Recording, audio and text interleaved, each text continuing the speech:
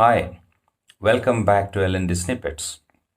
In the last episode, we talked about why people want to learn. We discussed the motivation for learning. We found out that there are two types of motivation. One is intrinsic motivation to learn, other one is extrinsic motivation to learn. Intrinsically motivated learners are generally self-motivated. They're driven by an inner desire to learn. They're driven by the pleasure or the passion for learning, or they're driven by a larger purpose to learn. Extrinsically motivated learners are generally motivated by an external factor or an external stimuli. And they always learn and expect something in return. So, in this episode, let's spend some time understanding the demography of these learners. Let's understand the distribution of these learners in our workforce. Now let's start with the intrinsically motivated learners. They constitute a very small percentage of the workforce. Just about 5 to 6% of the workforce are generally intrinsically motivated learners. These learners are not dependent on an external factor. They keep learning always. Whether or not learning is going to lead to some gain, some benefit, they don't care. They learn anyways. That's the beauty of intrinsically motivated learners. Always learning, absolutely self-motivated to learn. But unfortunately, they constitute a very small percentage of the workforce. Now let's talk about extrinsically motivated learners. They constitute a vast majority of the workforce. Probably about 80 to 85% of the people in the workforce are extrinsically motivated learners. These learners can be subdivided into broadly two categories. One category of people who are driven by an expectation of returns in terms of a reward, promotion, career growth, or the opportunity to create a niche for themselves, or gaining reputation, name and fame, etc. They're always excited to learn because they see a bright future in the learning process. The second subcategory in the extrinsically motivated learners are the ones who learn because they feel they might lose out on something if they don't learn.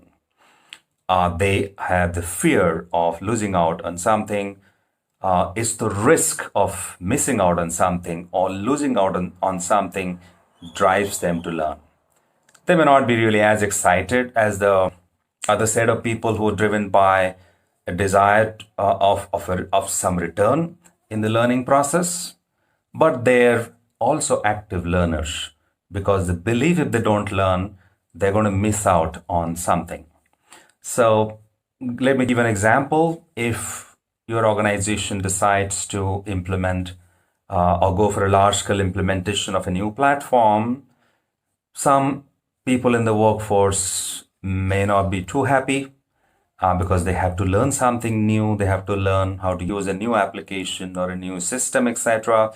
They might crib about it, but they participate in the learning process actively because they know if they don't learn this, they are probably going to lose out on something. So these two subcategories constitute the extrinsically motivated learners. They're generally equal in size. There could be some difference here and there, but about 80 to 85% of the workforce are extrinsically motivated learners. So we saw the intrinsically motivated learners, and we also saw the extrinsically motivated learners. Is that all? No, there is one more category. There's a third category.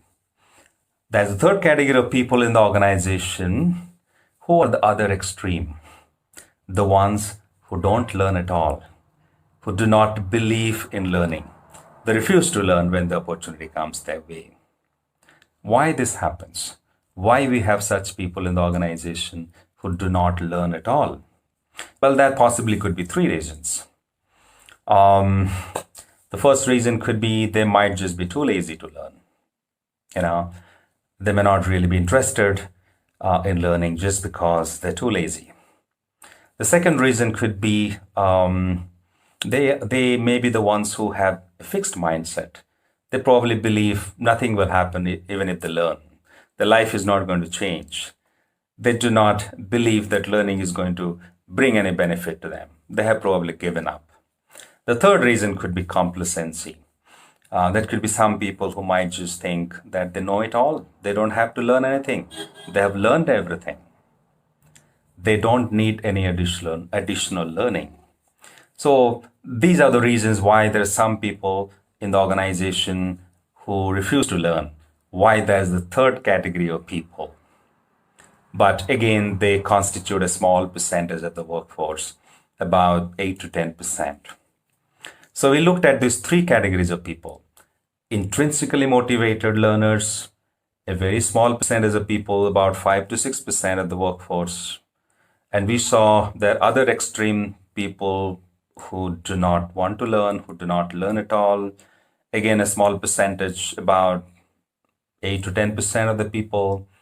Then we saw a vast majority of a large number of people, about 80 to 85% of the people who are extrinsically motivated learners. They learn because they expect something in return, or the fear of losing out on something. So we saw these three categories. Now as L&D practitioners, it's time for us to pause for a moment and think about it. What should be our learning strategy for each of these categories? Well, we'll continue this dialogue. This is going to be a very, very engaging, intriguing discussion.